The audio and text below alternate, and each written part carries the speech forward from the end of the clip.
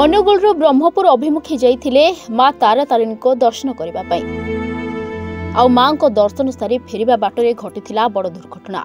राति प्राय 3टा समय मां तारा तारिणी को दर्शन सारी फेरुथिबा समय हिंदोल थाना कर्णपुर खंतानाल पाखरे ड्राइभर आखि लागि जाइथिबारु गछरे पिटी होइथिला वागनर कार।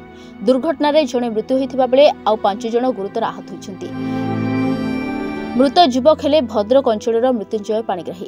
मृत्युंजय पाणिग्राही अनुगुल पंचमहलार राजस्व निरीक्षक भाव कार्यरत थिबा बेले स्त्री देवस्मिता दीक्षित और 3 मासर छोट झियो गुरुतर आहत होइछन्ति। सेपटे कार रे अनुगुल छेंडीपदार राजस्व निरीक्षक मिलू सेठी, स्त्री सुजाता सेठी एवं 2 पुओ स्वस्तिक सेठी और सुप्रकाश सेठी मध्य एही दुर्घटना रे गुरुतर आहत होइछन्ति। तेबे मृत राजस्व निरीक्षक मृत्युंजय पाणिग्राही हिंदोल उपखंड चिकित्सालय थिबा बेले अन्य समस्ते गुरुतर माने भुवनेश्वर सम हॉस्पिटल रे चिकित्सित हेउथिबा सूचना मिलिछि।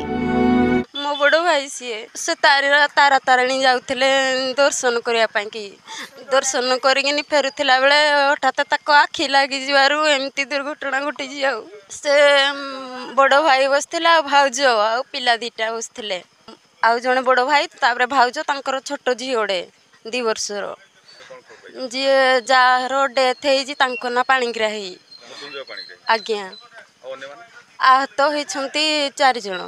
से वर्तमान सोम हॉस्पिटल रे छन्ति समस्ते।